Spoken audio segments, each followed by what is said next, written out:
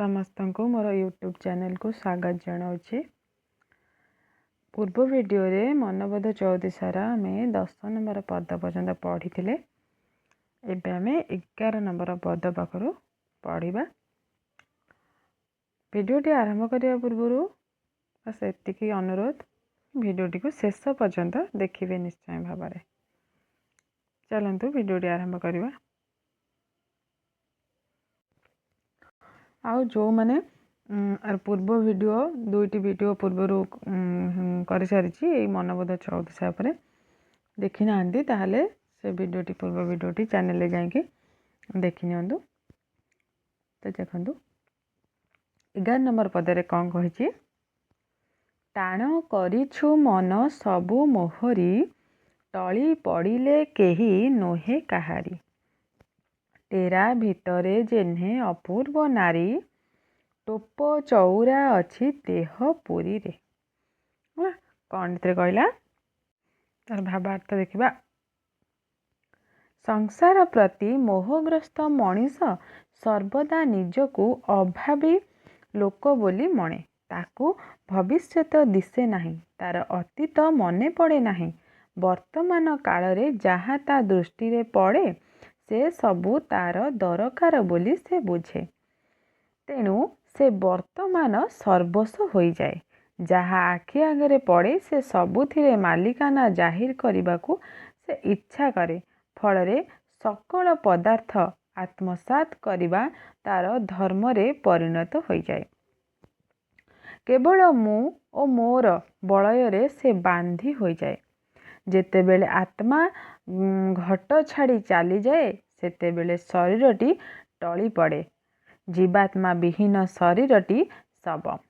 से कथा कही पारे नहीं, एईटा मोर मोर बोली कला परदारे छवि दिशुथिबा नर्तकीर अंगभंगी और चाकचक्य देशरे विभोर होइथिबा मनीषर दृष्टि रे छबिर नर्तकी एटी जीवंत बोली मने हुए। जेपरी मनीष भितरे थिबा मु मोर भावना रूपक गर्व अभिमान अहंकार ठीक सही परी मनीष देहरे एही गुड़िक बसा बांधी रही मनीष को सबु बेले ठिकणा बाटरू खसाई पकाउ थांती। देखो भावार्थ कौन कहला बुझीबा आमे।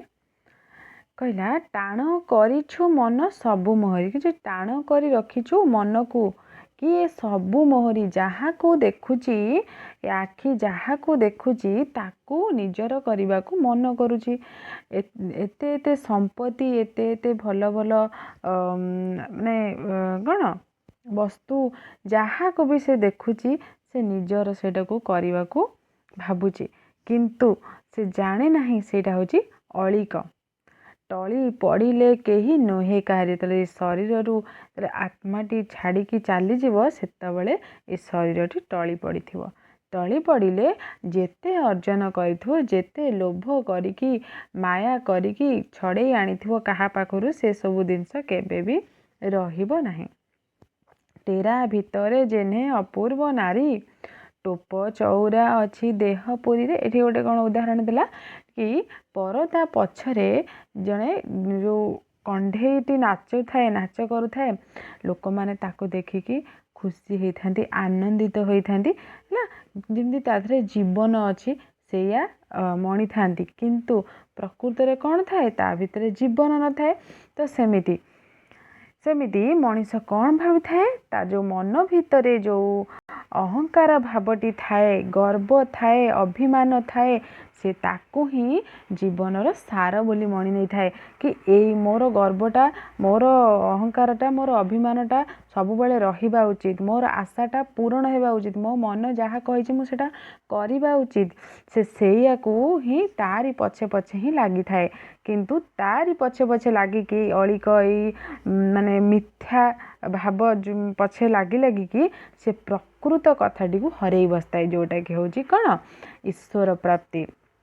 भगवान को पाखरे निजको समर्पण करदेवा भावटी ता मन रे आसी न थाए। केवल निज स्वाभिमान, निज गर्व, निज आशा पूरण करिवारे से लागी थाए बोली कि एई पदरे कहायछि। तापरे ता पर पदटी देखिबा। ठीके मु कहुअछि कर मो कथा, ठीके तो देहे अछि शून्य देवता रे। ठकी जीवुटी ठकी मुंड पड़िले, ठीके गुरु को सेवा करतु भले रे। देखो द्वारा भावार्थटी प्रथमे सरल भाव में बुझा। ठीके मु कहूअछि कर मो कथा, ठीके तो देहे अछि शून्य देवता रे। कहला ठीके मु कहूअछि कर मो कथा, मु जहा कहूछि मु ठीक कहूछि, तू मु जहा कहूछि तू मो कथाटी कर। ना ठीके तो देहे अछि शून्य देवता, ठीक कथा जोटा कि तो देहरे शून्य रूप से देवता बास कर। आम जमी पूर्वर पढ़ी के आसछंती कौन 84 बेढ़ी जो चर्म 84 बेढ़ी की रखी बंदी करी क्या जो ईश्वर को से जीवात्मा करी परमात्मा को जीवात्मा करी आम शरीर भितर बंदी करी रखी है। से होचंदी शून्य देवता। से कहते आम देहरे मध्य ही शून्य देवता अच्छा। तो यहाँ केबे जानबू तो ठकी जीवु, तू जीवन जो ठकी जीवु से तू ठकिकी टली पड़ू से तू जानबू है। ठीके गुरु को सेवा कर तू भले। तू एबेठारु से कथा को मन रे रखिकी एबेठू तू गुरुंकर सेवा कर बोलिकी कहते। तब देखु कहला कौन बहिरे अच्छी परम चैतन्य जीवात्मा को कहउछंती जे मु जहा कहूची ताहा ठीक ताहा ही तू कर। एठारे परम चैतन्यकर वक्तव्य हेउछि अंतिम सत्य, एहा हेउछि विश्व धर्म, एतद् भिन्न अन्य सबु व्यक्ति धर्म। व्यक्ति धर्म विश्व धर्म आड़कू गति कले सत्यानुभव सफल हुए। विश्व धर्म व्यक्ति धर्म आड़कू मुहाइले मिथ्याचार व्यापी जाए। आत्मार कौनसी भौतिक स्वरूप नथिबारु तांकर स्वरूप शून्य। देखो ये प्रथम कौन कले व्यक्ति धर्म विश्व धर्म आड़कू गति कले सत्यानुभव सफल हुए है ना। तो व्यक्ति धर्म माने निजे गोटे व्यक्ति निज धर्म केवल से निज धर्म न देखिकी से विश्व धर्म देखुची। विश्वर केमिति कल्याण हम, विश्वर केमिति मंगल हम, सारा पृथ्वीर सारा जीव जंतुंकर केमिति धर्म साधन हम, केमिति मंगल हम, से चिंता जितेबाला करें से सत्यानुभव सफल होता है। आउ जितेबाला विश्व धर्मटा समस्त कथा चिंता करवा छाड़ी जितेबाला निज धर्म आड़क मुहाई था से मिथ्याचार व्यापी थाए है। निज पाई मु सब करी निजे जहाँ चाहूँ से करी ताहले कौन हम मिथ्याचार व्यापीब ना। क्या मारि क्या हाणि क्या तोर छड़े आनी ये सब कथा मन को आसपे। तो निजे व्यक्ति कथा छाड़ी कि विश्व कथा चिंता करी तार से ही सत्यानुभव सफल हेब बोलिकी कहते। तापर कहला परिपूर्ण क्रमे परम ब्रह्म जेपरी विश्व व्यापक विग्रह शून्य भावरे से मध्य महाशून्य। से जे पर्यंत शरीर रे अछंती बहु आगरू तांकर साहाय्य नेबा बांछनीय। कारण कालर कराड़ दंशन रे अवयव अवक्षय धर्मी शरीर जेतेबेले बाह्य कार्यकलाप प्रति अवसन्न होई पड़े शरीर अवयव गुड़िक आस्ते आस्ते निजर क्रियाशील अवस्थारु विरत हो जाती है। जितेबाला शरीर जीवात्मा छाड़ी पलैब आम जो शरीर जो अवयव गुड़िक अच्छी जो आमर शरीर अंग प्रत्यंग अच्छी से सब कौन हम आ क्रियाशील हेब कि क्रियाशील अवस्था से विरत नहीं जिवे है आ क्रियाहीन अवस्था हो सेतेबेले तांको प्रति टाणी ओटारी होई जिबाकू आउ बल पाए नहीं। नाम स्मरण द्वारा अंतर्बल बढ़े जे कौनसी दुस्साहस पाई धैर्य रहे। तेणु कुहा जाए नायमात्म बल हेने न लभ्यं ना। ताहा न कले बार्धक्य बेले लेड़ी गुड़ कहूणी को बोही जाइथिबा बेले तांको धरिबाकू गले से धरा दियंती सत किंतु तांको धरी रखिबा संभव हुए नहीं काहाको भगवान को ना से कहते एବେठारू ही तुम्हें तांको शरणकू चली जाओ बोलिकी जो लेडी गुड़ बार्धक्य अवस्था हो जाइथिबो निजे आउ उठी पारु नथिबो चली पारु नथिबो सेतबेले तुमे आउ तांको धरि पारिबनी से तमे तांको धरि पारिले मध्य तांको तमे धरिकी रखी पारिबो नाही तेणु ठकी हेबा भली काम हुए सुतरां तांको ठीक भाबरे ग्रहण कले से अंतररू ठीक कर्म करने पाई अनुज्ञा दियंती जदि आम ठीक भाव में समय थाउ थाउ जदि आम भक्ति करवा आम स्मरण करवा ताले सी मध्य समय थाए थाउ आमको ठीक कर्म देखई था ठीक कर्म पथ आमको दे था जी अनुज्ञा दियंती से गुरु जहाँक अनुज्ञा सबु अनुज्ञार ऊर्ध्वरे तांको पाटी रे डाकिले चलिबो नाही तांको हृदय रे डाकिबाकू पड़िबो तांको अनुज्ञा को मानि कार्य करिबा ही तांकर सेवाकार ईश्वरंकर से कहते ईश्वर होउछन्ती गुरुंकर गुरु तांको आमे पाटी रे डाकिबा नाही तांको आमे हृदय रे डाकिबा हला तापर पद देखंतु डाकी कहूची मन भज गोविंद डर जंजाल जाऊ तोहर हृदय डेरी थांती श्रवण भक्त डाकू डंगा जेन्हे जल रे चाहे पछकू रे कौन कहला तार सरल भावार्थ कौन कहला डाकी कहूची मन भज गोविंद मु एबेठू तुमको डाकी कहूची मन अरे मन तुम्हें कौन कर ना भज गोविंद नाम को भजन कर डर जंजाल जाऊ तोहर हृदय तो हृदय जितेबाला गोविंद नाम स्मरण करू उच्चारण करू सेतबेले तोर डर तो भितरू तो हृदय तो जो डर जंजाल से सबू कौन हो दूर हो डेरी थांती श्रवण भक्त डाकू डंगा जेन्हे जल रे चाहे पछकू रे कहला डेरी थांती श्रवण भक्त डाकू से भक्त वत्सल भगवान श्री माधव से कौन करथांती ना कान डेरी थांती कौन क्या ना भक्त डाकू भक्त केमी डाकिबे से शुणिबे से कान डेरी रही थांती केमिति ना डंगा जेन्हे जल रे चाहे पछकू रे डंगा जे चलाउ थाए नाउरी से कौन करता से मंग को नियंत्रण करने से बार बार से पछकू अनै थाए से पछकू अनैकी ता डंगा को पृष्ठ भागरे से नियंत्रण करिका चली थाए सेहीपरि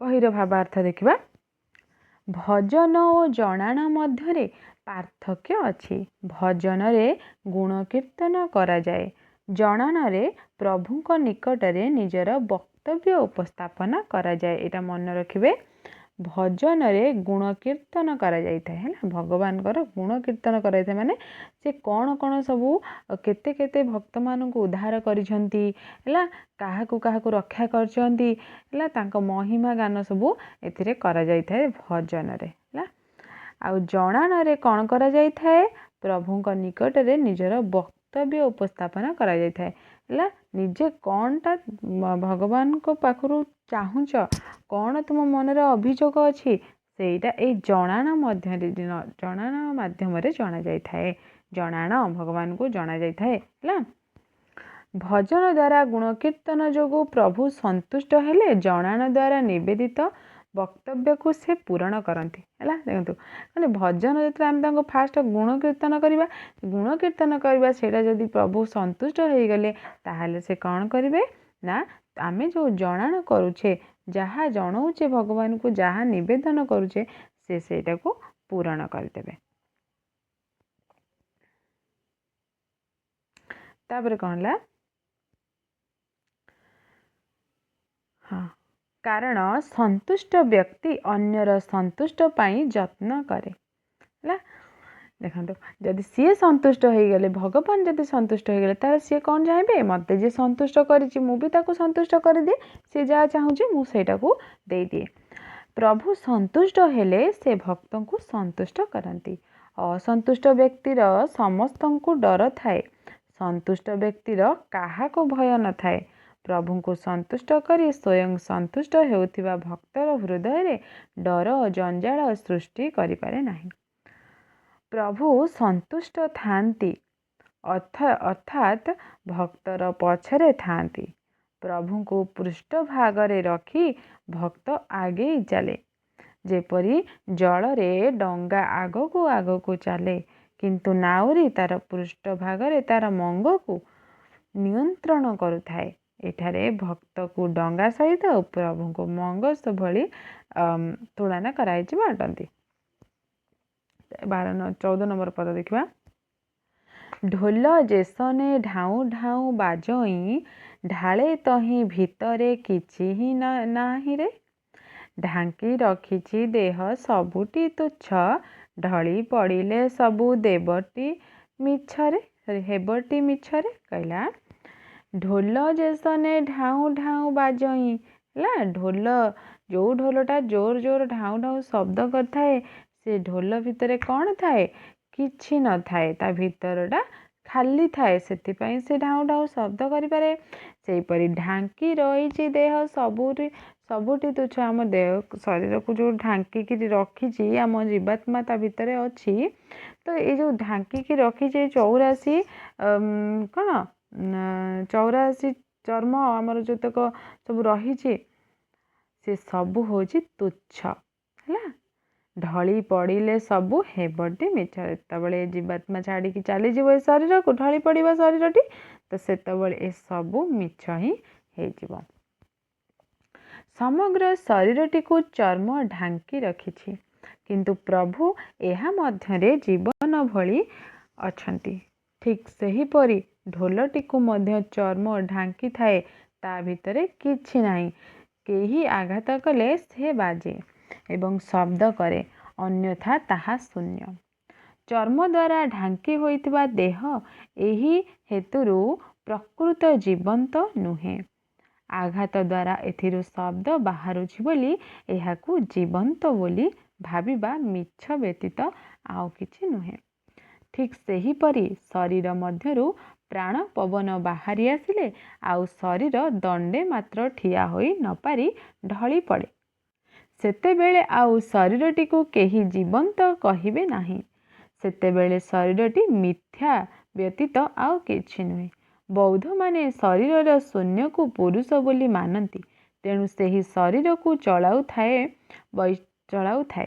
ବୈଷ୍ଣବମାନେ ଏହାକୁ ଏହିପରି ନ ମାନି କହନ୍ତି ଯେ ହୃଦୟକୁ ଶୂନ୍ୟ ନ କଲେ, ଅର୍ଥାତ୍ ଭଗବାନଙ୍କ ବ୍ୟତୀତ ଆଉ କୌଣସି କଥା ହୃଦୟରେ ଭର୍ତ୍ତି ନ କଲେ ହୃଦୟ ଶୂନ୍ୟ ହୋଇ ରହେ। ଯୋଗୀ ବୈଷ୍ଣବମାନେ କହନ୍ତି ଏହି ଶୂନ୍ୟ ଅବସ୍ଥାକୁ ଯେ ଆସିପାରିବ, ସେ କୃଷ୍ଣ ଜଗନ୍ନାଥ ରୂପୀ ଭଗବାନଙ୍କର ବଂଶୀ ଧ୍ୱନି ଶୁଣିପାରିବ। ଏଠାରେ ଶରୀର ମିଥ୍ୟା ଅର୍ଥାତ୍ ଶୂନ୍ୟ, କିନ୍ତୁ ଶୂନ୍ୟ ପୁରୁଷ ଏହାର ନିୟାମକ, ହେଲା। କ'ଣ କୁହାଯାଇଛି? ଆମ ଶରୀରଟି ଭିତରେ ଅଛନ୍ତି କି ଈଶ୍ୱର ଅଛନ୍ତି।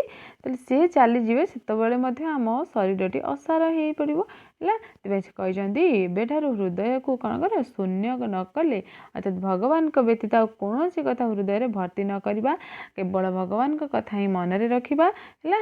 ତାହେଲେ ହିଁ ଆମେ ଯାଇକି କ'ଣ କରିପାରିବା? ନା ଭଗବାନଙ୍କୁ ପ୍ରାପ୍ତି କରିପାରିବା ବୋଲିକି କହିଛନ୍ତି। ଏଣୁ ତୁ ଦେଇଥିଲେ ତେଣେ ପାଇବୁ, ଅଣ ଆୟତ ବେଳେ କି ଘେନି ଯିବୁରେ। ଅଣନିଶ୍ୱାସୀ ହୋଇ ରହିବୁ ଦିନେ, ଅନେକ ଦୁଃଖ ଦେବେ ଯମ ଭୁବନରେ, ହେଲା। ଏଣେ ତୁ ଦେଇଥିଲେ ତେଣେ ପାଇବୁ। ଏବେ ଯଦି ତୁ ମନ ଦେଇଥିବୁ ଈଶ୍ୱରଙ୍କ ପାଖରେ, ପରକୁ ସାହାଯ୍ୟ କରିଥିବୁ, ହେଲା, ତାହେଲେ ତୁ ତେଣେ ସେଇ ଯମପୁରୀରେ ତୁ ପାଇବୁ, ତୋର ଭଲ କର୍ମର ଫଳ ପାଇବୁ, ହେଲା। କିନ୍ତୁ ଅଣ ଆୟତ ବେଳେ କି ଘେନି ଯିବୁ, ଆଉ ଯଦି ଏବେଠୁ ତୁ କିଛି ନ କଲୁ, ଏବେଠୁ ଭଗବାନଙ୍କ ନାମ ନ ଧଇଲୁ, ତାହେଲେ ଯେତେବେଳେ ଅଣ ଆୟତ ହେଇଯିବୁ, ଯେତେବେଳେ ନିଜ ଶରୀର ଆଉ ନିଜ ବୋଲରେ ନଥିବ, ସେତେବେଳେ ତୁ କ'ଣ କରିବୁ? ତୁ କି ଘେନିକି ଯିବୁ?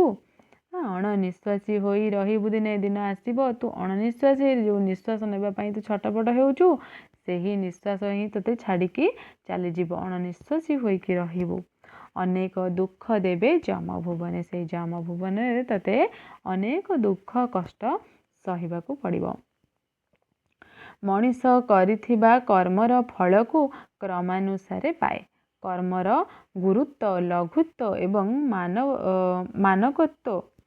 ମାନକକୁ ବିଚାର କରି ଭଗବାନ କର୍ମଫଳ ଦାନ କରନ୍ତି। ଏହି କର୍ମଫଳ ଇହ ଜନ୍ମରେ ନ ମିଳିଲେ ମଧ୍ୟ ପର ଜନ୍ମରେ ମିଳେ। ଫଳ ମିଳିବା ପର୍ଯ୍ୟନ୍ତ କୃତକର୍ମର ସଂସ୍କାର କର୍ତ୍ତାର ଆତ୍ମାଠାରେ ସଂଲଗ୍ନ ହୋଇ ରହେ। କାଳକ୍ରମେ ଏହି ସଂସ୍କାରର ପରିପାକ ହୁଏ। ପରିପକ୍ୱ ସଂସ୍କାର ଫଳରେ ପରିଣତ ହୁଏ। କେତେକ କର୍ମର ସଂସ୍କାର ଇହ ଜନ୍ମରେ ଫଳରେ ପରିଣତ ହୁଅନ୍ତି। ଆଉ କେତେକ ସଂସ୍କାର ପରିପକ୍ୱ ହେବା ବେଳକୁ ମଣିଷର ଅନ୍ୟ ଜନ୍ମ ହୋଇଯାଇଥାଏ। ସେତେବେଳେ ପୂର୍ବଜନ୍ମର କର୍ମର ଫଳଟି ପରଜନ୍ମରେ ଭାଗ୍ୟ ଭାବରେ ମିଳେ। କିନ୍ତୁ ଆଉ କେତେକ କର୍ମର ଫଳ ମୃତ୍ୟୁ ପରେ ଅନ୍ୟ ଜନ୍ମ ହେବା ପୂର୍ବରୁ ଅର୍ଥାତ୍ ପ୍ରେତାବସ୍ଥାରେ ମିଳିଥାଏ। ମୃତ୍ୟୁ ପରେ ପ୍ରେତାବସ୍ଥା ସମସ୍ତଙ୍କ ପାଇଁ ଅନ୍ୟୁନ 1 ବର୍ଷ। ଏହି ସମୟରେ ପ୍ରବଳ କ୍ଷୁଧା, ପ୍ରବଳ ତୃଷା ଏବଂ ମହା ଅନ୍ଧକାର କଷ୍ଟ ଅନୁଭୂତ ହୁଏ। ଯେଉଁମାନେ ଜୀବଦଶାରେ ବହୁ କର୍ମ କରି ସଂସାର ସଞ୍ଚୟ କରିଥାନ୍ତି ଏବଂ ପ୍ରେତ ଅବସ୍ଥାରେ ଯଦି ସେହି ସଂସାର ଗୁଡ଼ିକ ପରିପକ୍ୱ ହୁଅନ୍ତି, ତେବେ ଭଲ କର୍ମ ଫଳଗୁଡ଼ିକ ଭଲ ପ୍ରେତାବସ୍ଥାରେ ମିଳିଥିବା ଯୋଗୁଁ ପ୍ରେତାବସ୍ଥା ଜନିତ କଷ୍ଟ ଲାଘବ ହୁଏ। କର୍ମର ଖରାପ ଫଳ ମିଳିବାରୁ ପ୍ରେତାବସ୍ଥା କଷ୍ଟ ଢେର ବଢ଼ିଯାଏ। ଏହି ଅନୁପାତିକ ଅବସ୍ଥାକୁ ସ୍ୱର୍ଗ ଓ ନରକ କୁହାଯାଏ। ନା, ସ୍ୱର୍ଗ ଓ ନରକ କାହା କୁହାଯାଏ? ଯଦି ଆମେ ଏବେ କିଛି ଭଲ କର୍ମ କରିଥିବା ବା କିଛି ଖରାପ କର୍ମ କରିଥିବା, ସେଇଟା ଆମକୁ ଜୀବଦଶା ଭିତରେ ମିଳିବ। କିନ୍ତୁ ଯଦି ଆମର କର୍ମଟା ଅଧିକ ଖରାପ ହେଇଥିବ, ତାହେଲେ ସେ ଜୀବ ସରିଗଲା ପରେ ତାପରେ କ'ଣ ହେବ? ସେ କର୍ମର ଫଳଟା ଆମକୁ ମିଳିବାର ବାକି ଥିବ। ତ ସେଥିପାଇଁ ପ୍ରେତାବସ୍ଥାରେ ସେ ଫଳ ଗୁଡ଼ିକ ଆମକୁ ମିଳିବ। ସେ ଫଳ ଭଲ ହେଉ ବା ଖରାପ ହେଉ, ପ୍ରେତାବସ୍ଥାରେ ହିଁ ଆମକୁ ସେ ଫଳଟି ପୁନର୍ବାର ମିଳିବ। ତେଣୁ ଜୀବଦଶାରେ ଯେ ଦାନ କରିଥାଏ, ସେ ତେଣେ ତାର ଫଳ ପାଇଥାଏ। ଯଦି ଯେ ଜୀବନ ଥିଲା ବେଳେ ସେ ଯଦି ଦାନ କରିଥାଏ, ତାହେଲେ ତାକୁ ପ୍ରେତାବସ୍ଥାରେ ହେଉ ବା ପୂର୍ବଜନ୍ମରେ ହେଉ ତାର ଫଳ ନିଶ୍ଚିତ ମିଳିଥାଏ। ନୋହିଲେ ପ୍ରାଣ ଛାଡ଼ିବା ବେଳେ ଯେତେବେଳେ ମଣିଷ ନିଜର ଶରୀରକୁ ସମ୍ଭାଳିବା ପାଇଁ ସମର୍ଥ ହୋଇପାରେ ନାହିଁ, ସେତେବେଳେ ସଞ୍ଚିତ ଧନ ସମ୍ପତ୍ତି କୌଣସି କାମରେ ଆସନ୍ତି ନାହିଁ। ସେତେବେଳେ ନିଶ୍ୱାସ ପ୍ରଶ୍ୱାସର ଆୟତ୍ତାଧୀନ ଥାଏ ପ୍ରାଣ। ନା, ଯେତେବେଳେ ଶରୀରରୁ ଛାଡ଼ି ଯାଉଛି ପ୍ରାଣଟି, ସେତେବେଳେ ଆଉ ଶରୀର କାହା ଆୟତ୍ତରେ ନାହିଁ। ସେତେବେଳେ କେବଳ ନିଶ୍ୱାସ ପ୍ରଶ୍ୱାସର ଆୟତ୍ତାଧୀନ ହେଇକି ସେ ରହିଛି। କେବଳ ନିଶ୍ୱାସ ଛାଡ଼ିଗଲେ ତାପରେ ପ୍ରାଣଟି ବା ଶରୀରଟି ଜଡ଼ରେ ପରିଣତ ହୋଇଯାଏ। ମଣିଷ ଯେତେ କଷ୍ଟ ପାଏ, ସବୁଠାରୁ ବଡ଼ କଷ୍ଟ ହେଉଛି ପ୍ରାଣ ପବନର ଅସ୍ୱାଭାବିକ ସଞ୍ଚାଳନ। ଏହି ଅବସ୍ଥାରେ ମଣିଷ ଅଣନିଶ୍ୱାସୀ ହୁଏ। ମୃତ୍ୟୁକାଳୀନ କଷ୍ଟ ଲାଘବ କରିବା ପାଇଁ ଅନ୍ୟ କାହାର ସାହାଯ୍ୟ ମିଳିପାରେ ନାହିଁ। ନାନା ଅଙ୍ଗ ପ୍ରତ୍ୟଙ୍ଗ ଏଥିଯୋଗୁଁ ଅସ୍ୱାଭାବିକ ହୋଇ ପଡ଼ନ୍ତି। ମଣିଷ ସେତେବେଳେ ନିଜର ନିୟନ୍ତ୍ରଣ ହରାଏ। ଏତିକି ବେଳେ ଯେଉଁ ଦୁଃଖ ଭୋଗିବାକୁ ପଡ଼େ, ତାହାକୁ ହିଁ କୁହନ୍ତି ଯମ ଦୁଃଖ। ହେଲା, ଯମ ଦୁଃଖ କାହାକୁ କହିଛି? ନା, କହିଛନ୍ତି ଯେତେବେଳେ ଆମର ନିଶ୍ୱାସଟି ଛାଡ଼ି ଯାଉଥିବ, ଯେତେବେଳେ ନିଶ୍ୱାସ ଆମେ ଧରି ପାରୁନଥିବ ଆମ ଶରୀରଟି, ସେତେବେଳେ କ'ଣ ହେଇଥାଏ? ଯେଉଁ ଅଣନିଶ୍ୱାସୀ ଲାଗିଥାଏ, ସେଇଟା ହେଉଛି ଯମ ଯନ୍ତ୍ରଣା। ଯେତେବେଳେ ଆଉ କିଛି ମଧ୍ୟ ଆୟତ୍ତ ନଥାଏ, ନା ଆମର ଯେତେକ ଶରୀରର ଅଙ୍ଗ ପ୍ରତ୍ୟଙ୍ଗ ଅଛି ସେସବୁ ନା ଆମ ଆୟତ୍ତରେ ଥାଏ, ନା କିଛି ବି। ସେଇ ଗୋଟାଏ ଜିନିଷ କେବଳ ନିଶ୍ୱାସ। ସିଏ ଚାଲିଗଲା ମାନେ ସରିଗଲା। ସେଇଠୁ ଆମର ଶରୀରଟି ଜଡ଼ବସ୍ତୁ ହେଇଗଲା। ତ ସେଇ ଯେଉଁ କଷ୍ଟଟି ମିଳିଥାଏ, ନିଶ୍ୱାସଟି ଛାଡ଼ିକି ଯାଏ ଶରୀରରୁ, ସେଇଟା ହେଉଛି ଯମ ଦୁଃଖ। ପ୍ରାଣ ପବନର ଅସ୍ୱାଭାବିକତାକୁ ରୋକିବା ପାଇଁ ପ୍ରାଣାୟାମ ପ୍ରଭୃତି ଯୌଗିକ ବ୍ୟବସ୍ଥା ଅଛି। ତାହାଦ୍ୱାରା ପ୍ରାଣ ପବନକୁ ସ୍ୱାଭାବିକ କରିବା ପାଇଁ ଅଭ୍ୟାସ ହୋଇଥାଏ। ଯେଉଁମାନଙ୍କର ଏଥିରେ ଅଭ୍ୟାସ ନଥାଏ, ସେମାନେ ଯେଉଁ କଷ୍ଟ ପାଆନ୍ତି, ସେହି କଷ୍ଟକୁ କହନ୍ତି ଯମଯାତନା। ସେହି ସମୟରେ ସେହି ସ୍ଥଳ ଯମଭୁବନରେ ପରିଣତ ହୋଇଯାଏ। ତୁଜେ ବୋଲୁ ମୋହର ଅର୍ଜିଲା ଧନ, ତୋ ଦେହ ନୁହେଁ ତୋର ଦେଖ ଏ ମନରେ, ଦେଖ ଏ ମାନରେ। ତୋହରି ସଙ୍ଗୁ ମନ ଗଲେଣି କେତେ, ତୁ ମିଥ୍ୟା କଥାକୁ ତ ଯାଉ ପରତେରେ। ଏଠି କ'ଣ କୁହାଯାଇଛି ନା ତୁଜେ ବୋଲୁ ମୋର ଅର୍ଜିଲା ଧନ, ତୁ ଯେ କହୁଅଛୁ ଖାଲି ମୋରି ହେଉଛି ଅର୍ଜିଲା ଧନ। କିଏ କାହାକୁ କହୁଛି ନା ଚୈତନ୍ୟ ମନକୁ କହୁଛି କି ତୁ ଯେଉଁ କହି ହେଉଛୁ କି ଏଇଟା ହେଉଛି ମୁଁ ଅର୍ଜନ କରିଛି, ମୁଁ ଉପାର୍ଜନ କରିଛି, ମୁଁ ଏ ଧନ ସମ୍ପତ୍ତି ସବୁ ନିଜେ ପରିଶ୍ରମ କରିକିରି ମୁଁ ନିଜେ ପାଇଛି। ତ ସେ ଯେଉଁ ଏତେ ଗର୍ବ କରୁଛୁ ମୋରି ହେଉଛୁ, ତ ତୋ ଦେହ ନୁହେଁ ତୋର ଦେଖେ ମାନରେ ହେଲା। ଯେଉଁ ଧନ ସମ୍ପତ୍ତି କି ତୋର ବୋଲି କହୁଛୁ, କିନ୍ତୁ ଯେଉଁ ଶରୀରଟି ଧାରଣ କରି ରହିଛୁ, ଯେଉଁ ଶରୀର ପାଇଁ ଏତକ କରୁଛୁ ହେଲା, ସେ ଶରୀରଟାରେ ମଧ୍ୟ ତୋର ନୁହେଁ, ତୋର ସେ ଶରୀରରେ ମଧ୍ୟ କୌଣସି ପ୍ରକାର ଅଧିକାର ନାହିଁ ବୋଲିକି ତୁ ଦେଖ ହେଲା। ତୋରି ସଙ୍ଗୁ ମନ ଗଲେଣି କେତେ, ତୁ ମିଥ୍ୟା କଥାକୁ ତ ଆଉ ପରତରେ। ହେଲେ ତୋରି ସାଙ୍ଗରେ ଥିଲେ, ତୋରି ସାଙ୍ଗରେ ରହୁଥିଲେ, ମିଶୁଥିଲେ, ଖେଳୁଥିଲେ, ତୋତେ ତୋ ପରିବାରରେ ଥିଲେ, ତୋ ସହିତ ଥିଲେ, ତ ସେମାନେ ଦେଖେ ଏବେ ଆଉ ଅଛନ୍ତି କି? ସେମାନେ ଗଲେଣି ଏଇପରି ମୋର କରିକି, ମୋର ଧନ, ମୋର ସମ୍ପତ୍ତି, ମୋର ଜମି ବାଡ଼ି, ତ ଏମିତି କରିକି ସେଇ ଜମି ବାଡ଼ି ପଡ଼ିଛି, ସେଇ ଧନ ସମ୍ପତ୍ତି ଅଛି, କିନ୍ତୁ ସେମାନେ ଆଉ ଏଠାରେ ନାହାନ୍ତି। ତ ତୁ ଏଇ ମିଥ୍ୟା କଥାକୁ ଆଉ ତୁ ମନରେ ପରତରେ ଆଉ ଧରିକି ବସେନି ହେଲା। ଭାବାର୍ଥ ଏଠି ବହିରେ କ'ଣ ଦେଲେ, ସୋଅର୍ଜିତ ଧନରେ ଅର୍ଜକର ସ୍ୱତ୍ୱ ଏବଂ ଅଧିକାର ଥାଏ। ଯେ ନିଜେ ଅର୍ଜନ କରିଥାଏ ଯେଉଁ ଧନଟି, ତାର ଯିଏ ଅର୍ଜନ କରିଥାଏ ତାର ଅଧିକାର ଥାଏ। ଆପଣା ଇଚ୍ଛାରେ ସେ ତାହାର ବିନିଯୋଗ କରିଥାଏ।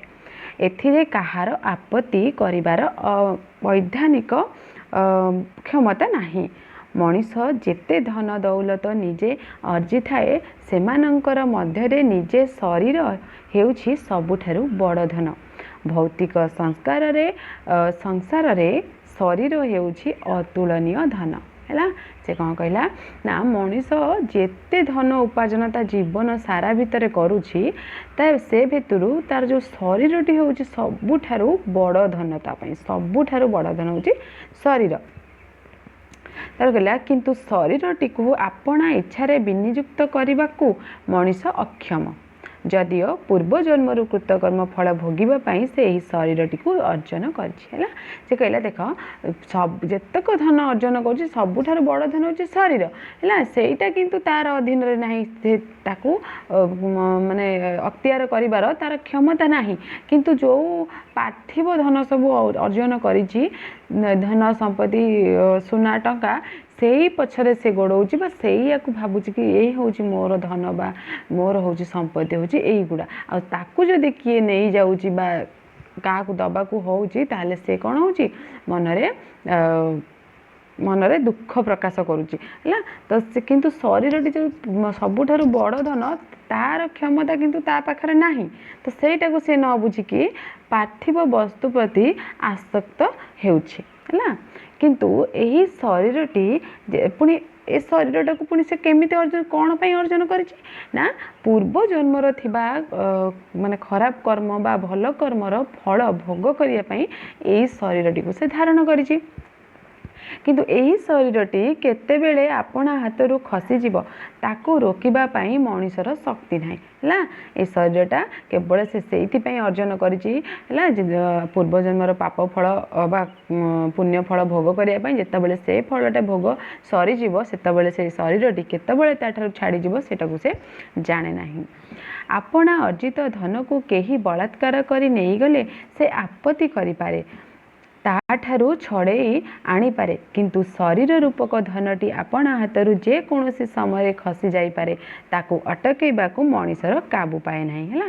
ଦେଖନ୍ତୁ ଏଇଠି କହିଲା କି ଯେଉଁ ଧନଟା ସେ ଅର୍ଜନ କରିଛି ବା ଧନଟି ବା ଟଙ୍କାଟି ଯଦି କିଏ ନେଇଯାଉଛି ତା ପାଖରୁ, ତାହେଲେ ସେ ତାକୁ ଛଡ଼େଇ ନେଇ ଆସୁଛି, ଗାଳି କରୁଛି, ମାନେ କଷ୍ଟ ଦେଲା ଭଳିଆ କଟୁ କଥା କହୁଛି।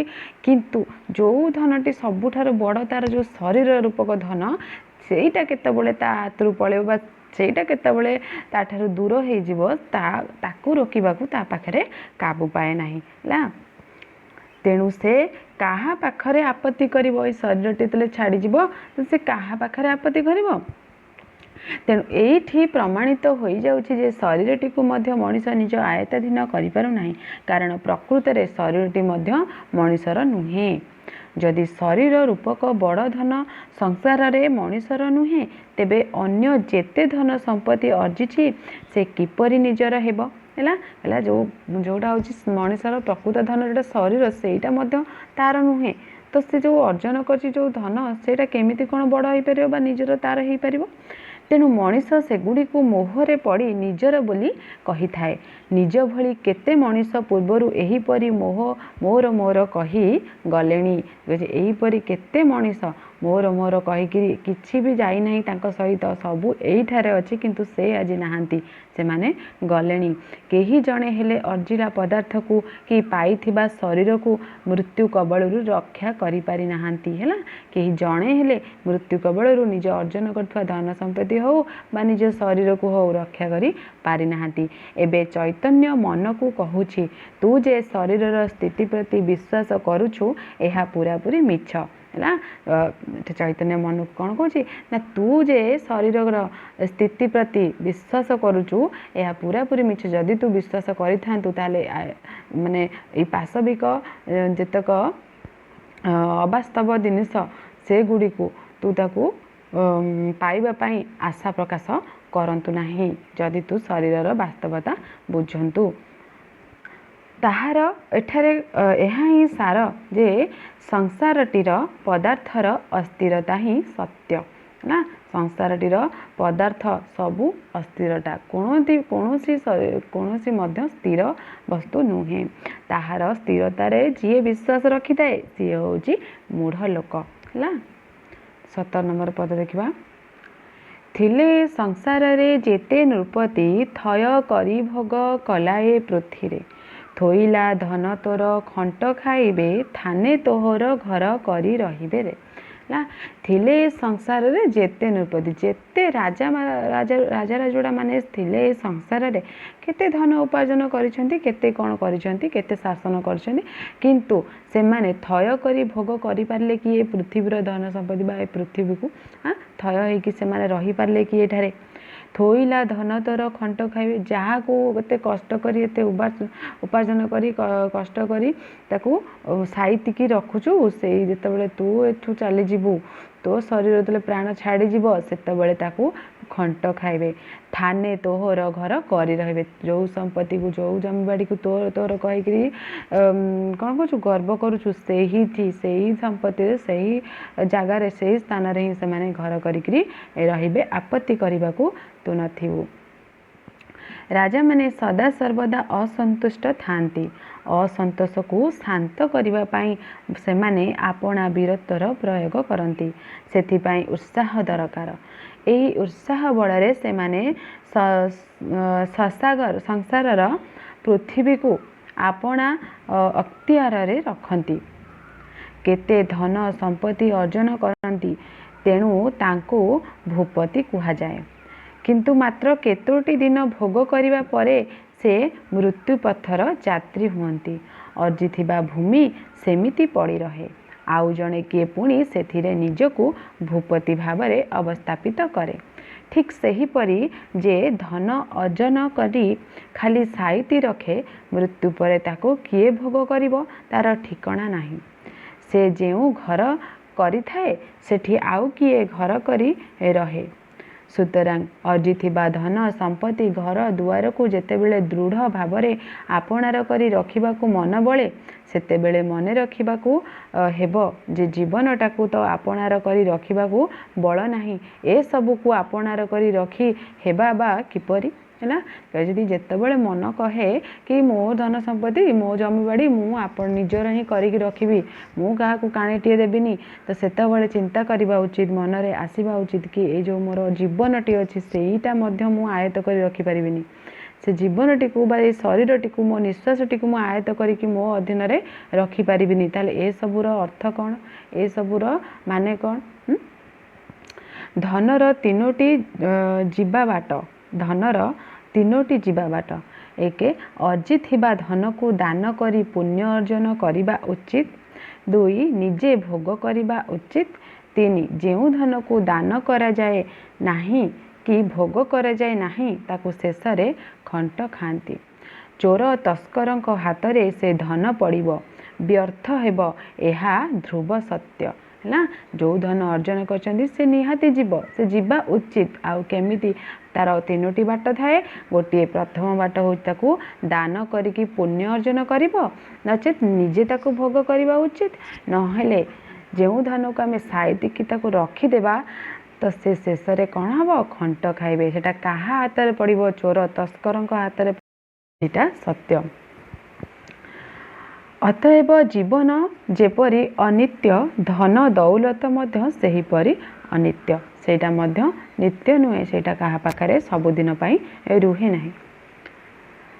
18 नंबर पद कौन कहला देहे पूरी छी तोर अशेष रोग दिन चारिकी सिना ए सुख भोगरे दंडे हे केही तो ते रखिबे नाही दंडू जे थिबे जम डगर नेईरे। कहला देह पूरी छी तोर अशेष रोग तो देह रे अशेष रोग पूरी रही। दिन चारिकी सिना ए सुख भोगरे जो धन संपत्ति अर्जन करचु कौन दिन चारिटा पाई ए सुख को भोग करिवु। दंडे हे केही तो ते रखिबे नाही तते दंडे हेले मध्य केही रखिबे जेतेबेले शरीर रु प्राणटी छाड़ी जीवो ला। दंडू जे थिबे जम डगर नहीं रे तते सेतेबेले जम माने नेकी जमर डगर माने नेकी तते दंड दउथिबे सेतेबेले केही क्षणेटीए भी तते रखिबे नाही ला। भावार्थ देखिबा कोन कहला बही रे जे पर्यंत अभिवृद्धि साधन हेउथाए से पर्यंत थाए देह। जो अवस्थारू अभिवृद्धि बंद होई अवक्षय आरंभ हुए सेही ठारू हुए शरीर। तेणु मनीष विग्रहर 2टी अवस्था प्रथम अवस्था देह द्वितीय अवस्था शरीर। एही विग्रह रे जेउठी जहाँ जेपरी प्राकृतिक उपाय रे खंजा होईछि ताहाकु सेही परी चलाइले किछि असुविधा नाही। सेथिरे विवृत्ति कले क्लेश आसे। एही विवृत्ति जनित रोग को हटाई देबा पाई चिकित्सा हुए। केतेक विकृतिर प्रभाव चिकित्सा द्वारा चपी जाए। अभिवृद्धि जोगु तार प्रतिक्रिया प्रकाश पाए नहीं किंतु अवक्षय अवस्था आसिले मनुष्यर देह जेतेबेले शरीर अवस्था रे पहुँचे सेतेबेले लुचि छपी रहिथिबा रोग आपे आपे बाहरे। देखो ये कौन कहला ना जितेबाला अवक्षय अवस्था आसी थाए है तो अवक्षय शेष अवस्था आसी जाई थाए सेतेबेले कौन होता है मनुष्य देह जितेबेले शरीर अवस्था रे आसी जाई थाए सेतेबेले जो रोग सबू देह रे लुचि छपी रही से सब आपे आपे बाहर को आसी थांती जहाँ को पुणी चपेई देबा पाई आउ अभिवृद्धि अवस्था न थाए ताको चपेई पाई अभिवृद्धि है तार अवस्था आउ न थाए। एही रोगर शेष नाही एहार कारणर मध्य शेष नाही। सुतरां जन्म ग्रहण करी मनीष तार दैहिक अभिवृद्धि घटाई जो सुख पाए ताहा केवल 4 दिन पाई। मनीषर 100 वर्षर आयु को 25 प्रकृति 100 दिन रे परिणत करी बांटी नेबा जोगु संपूर्ण जीव 4 दिन रे सीमित होता है कहला मनुष्य जो 100 वर्ष आयुष थाए ताको जो 25 प्रकृति अच्छा 100 दिन रे परिणत कर दियंती आउ से 100 दिन को बांटी कुंटी 4 दिन कर दे थांती है। यही 4 दिन मात्र सुख भोग पाई अवसर एथिपाई 96 दिन व्यय करने को पड़ी थाए। तेणु करिथिबा अपकर्मर फल जोगु दिने ना दिने ए देह को छाड़िबा को पड़िबो एथिरे संदेह नाही। केही चाहिले मध्य मृत्यु दिवस को घुंचाई देई पारिबो नाही। शरीर को आत्मा छाड़िबा को हेले शरीरर नाना अवलंबन को अकामी करिबा को पड़े। अकामी करिबा पाई शरीर रे गोटिए गोटिए विकृति सृष्टि हुए। एही विकृति जोगु कष्ट अनुभव हुए। एही कष्ट जमर गोटिए गोटिए डगर। एहा ही अपकर्मर फल ताहा ही दंड सुतरां जार जहा नुहे से ताहा दखल करे परिणाम स्वरूप दंड भोग करने को पड़े।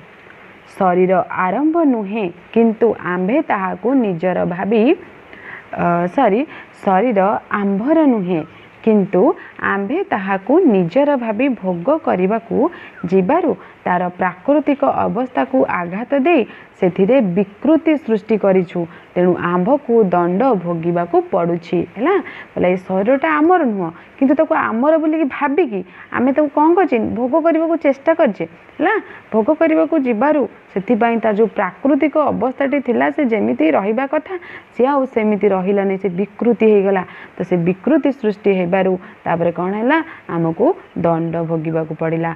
प्रकृति रे आरंभ रे दुख परिणाम रे सुख विकृति रे सुख परिणाम रे दुख ना यही दुख ही जमदंड जम हेउछि नियंत्रण कर्ता बा नियत जार अस्त्र हेउछि बंधन मुक्त मनीष सुखी बंधन रे पड़िथिबा मनीष दुखी ला प्रकृति रे जे मुक्त मनीष से होउछि सुखी ला कोनोसी बंधन माया बंधन स्नेहर बंधन ममतार बंधन नाही सी होउछि सुखी किंतु जा पाखे सबुर बंधन रही सी होउछि दुखी बोली केठी कहैछि।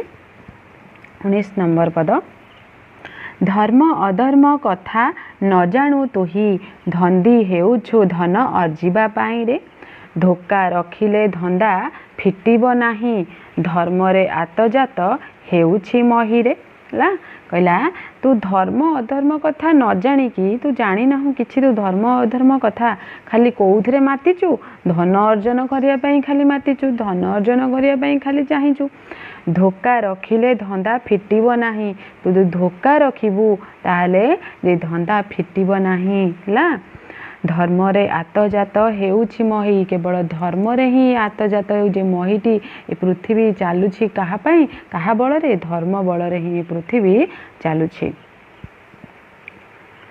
मनीषर ऐहिक स्थिति को संभाळिबा निमंते तीनोटी सामाजिक आवश्यकता अछि यथा धर्म अर्थ और काम। एथिरु धर्म समर्थित अर्थ एवं काम मनीषर सामाजिक आवश्यकता को चरितार्थ करने को समर्थ धर्म विरुद्ध अर्थ और काम मनीष को असामाजिकता आड़ को टाणी नियंती। उभय अर्थ एवं काम जे कौनसी लक्ष्यर साधन अटंती किंतु धर्म समर्थन रे उभयंकर साधनार सामाजिक होता है किंतु अर्थ और काम को लक्ष्य दृष्टि ग्रहण कले वास्तव लक्ष्य दूर हो जाए ना कहला कि आमर किंतु प्रकृत अर्थ आमर कौन आमर आवश्यकता अछि कौन जीवन रे ना धर्म अर्थ काम किंतु प्रकृत रे आमर कौन दरकार प्रकृत रे हमको कहा ऊपर बेसी लक्ष्य करबा उचित ना धर्म ऊपर यदि आम अर्थ और काम ऊपर अधिक लक्ष्य देले ताहाले प्रकृत लक्ष्यटी आमर खसी जीव जोटा कि होछि धर्म ना आम ठारू दूरे जीव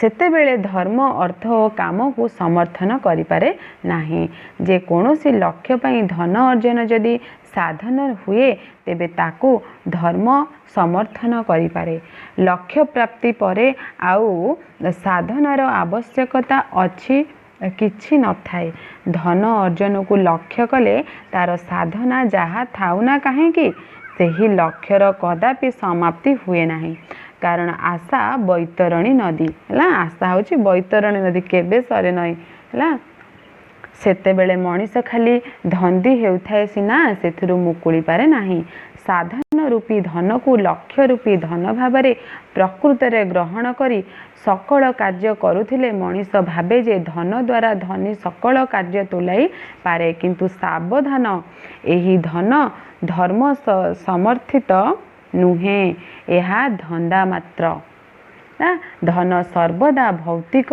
पूर्ति करुथिले मध्य मानसिक अभाव सृष्टि करी चली थाए से कहले धनटा जो भौतिक पूर्तिटा करिथाए जहाँ आवश्यक आम धन द्वारा पाई परिबा किंतु मानसिक अभावटा से दूर दूर करी सृष्टि करते मानसिक अभाव मानसिक स्तर रु शांति केबे मिले नाही है मानसिक अभाव भौतिक पदार्थ अर्थात धन द्वारा मेंटी पारे मेंटी पारे नाही। तेणु समस्त संसार को धन द्वारा आयत्त करनेबा असंभवपर नुहे, कारण यह केवल धर्म द्वारा ही संभव होता है।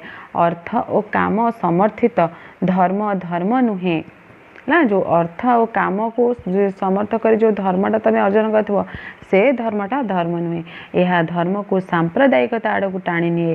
सामाजिक श्रृंखला रक्षार यह सहायक हो पारे नहीं। धर्म समर्थित अर्थ और काम सांसारिक कर्म निर्वाह करने उपयोगी होती। अर्थ और धन कदापि लक्ष्य नुहे ना, अर्थ आउ धन के कदापि आमर लक्ष्य नुहे। आम लक्ष्य कौन होगा उचित? धर्म साधना है। 20 नंबर पद, निंदित कर्म कले निंदा पाइबु, नरके पड़ी केते दुख सहिबुरे। निमिषे मात्र मुखे न बोलु हरि, नाश हेतु को किंपा अछु आबरी रे है। कहले निंदित कर्म कले तू निंदा ही पाइबु। तू यदि निंदित कर्म करू ताहले तते निंदा ही मिलियो, प्रशंसा मिलिबो नाही। नरके पड़ी केते दुख सहिबु, ए नरकरे पड़ी रही कि तू अनेक दुख कष्ट भोग करिबु। निमिषे मात्र मुखे न बोलु हरि, निमिषे मात्र तू मुखरे हरि नाम धरु नाहु, केवल ए धन उपार्जन रे लागिचु ना, मिछ माया मोहरे बांधी होचु। तो नाश हेतु को किंपा अछु आबरी, तो नाश समय आसी जाउची सेतबेले काहेकि आबरी हे बसुचु है। संसार रे जेते जीव अछंती समस्तंकर समाज नाही। समाज अच्छी केवल मनुष्यर। निंदा और प्रशंसा उभय समाज भित्तिकर एकक। तेणु निंदा किंबा प्रशंसा मनुष्यर सामाजिक कार्यकलाप को धरी आसी थाए। जहा करिबा कथा ताहा न कले किंबा जहा न करिबा कथा ताहा कले समाज एही कार्य को पसंद करे नाही। केही एपरि कार्य कले ताको निंदा करती। एहा द्वारा दुईटी लक्ष्य साधित होता है। सेही संपृक्त व्यक्ति आउ थरे निंदित कर्मटी करिब नाही। अन्य पक्षरे समाजर अन्य केही लोक एतादृश कर्मरु निवृत्त रहिबे। गोटिए टेकारे दुईटी चढ़ई शिकार होइथाए। एही निंदार दुईटी प्रतिफल अछि। सेथिरु गोटिए बंची थिबा बेले जीवदशारे मिले, अन्यटी मृत्यु परे मिले। समाजर लोके निंदित कर्म करिथिबा व्यक्ति सहित मिसंती नाही कि अन्य को मिसिबाकू दियंती नाही, घृणा करती। एहा फଳରେ निंदित कर्म करिथिबा व्यक्तिर सामाजिक स्तरच्युति घटी थाए।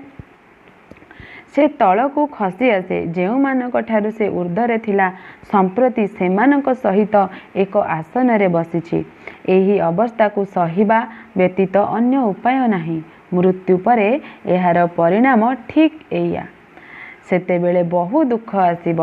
शरीर नथिबारु एही दुख को लाघव करिया पई उपाय मिलिब नाही। केवल वासना आकार रे एही दुख अनुभूत हेब।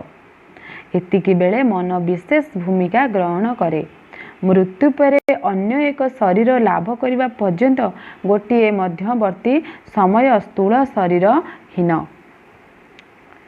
होई रहिबाकू पड़े। यही समय रे केवल मन द्वारा सकल कथा अनुभव करने को पड़ी था। देखो ये कौन कहला ना, जिते आम समाज रे रहीचु माने तमें कौन समाज विरुद्ध कार्य जदि आम करवा ताले कौन हम समाजर लोक मैंने आमको निंदा करेंगे, आम ठार दूरे रे, आमको दंड देवे। तो समाज रे जो कार्यटी भल से कार्यटी करेंगे तो आमको प्रशंसा करेंगे है। से रकम जितेबाला आम ए खराब कर्म करता भल कर्म करता आमको सेमिति ही भोगिबाकू पड़ी थाए है। शरीर पलई गले से आत्मा से कष्टटी को अनुभव करि थाए। यही समय केवल मन द्वारा सकल कथा अनुभव करने पड़े। शरीर न थाए से केवल मन द्वारा ही सब कथा को अनुभव करने को पड़ी थाए। से निस्तार पाई शरीर लोड़ा है। से निस्तार पाइक रक्षा पाइक हेले आमको आउ गोटे शरीर दरकार पड़ो।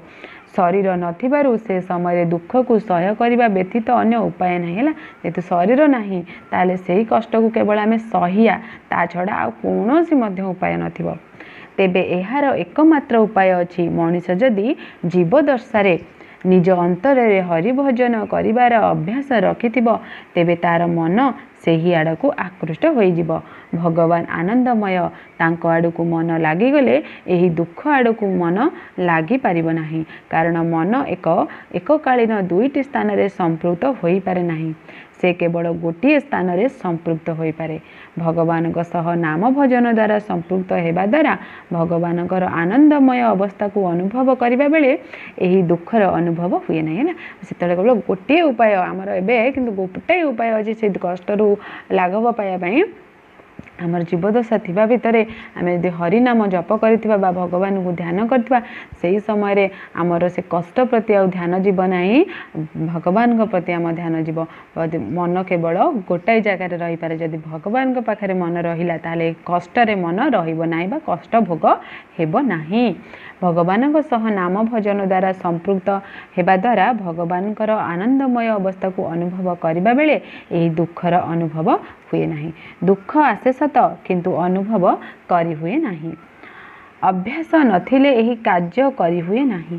ତେଣୁ ମଣିଷ ନିନ୍ଦିତ କର୍ମ କରିବାର ତାତ୍ପର୍ଯ୍ୟ ହେଲା ଏହି ଯେ ତାହା ଦ୍ୱାରା ତାର ସାମାଜିକ ବ୍ୟକ୍ତିତ୍ୱ ସହିତ ସୁଫଳର ବିନାଶ ଏବଂ ପରଲୋକରେ ତାହାର ବାସନା ଭୋଗ।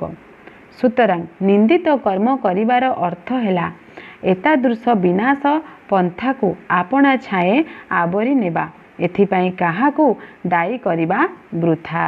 ହେଲା, ଏଇଠୁ ଆମେ ଆମର ଭିଡ଼ିଓଟି ଶେଷ କରିବା।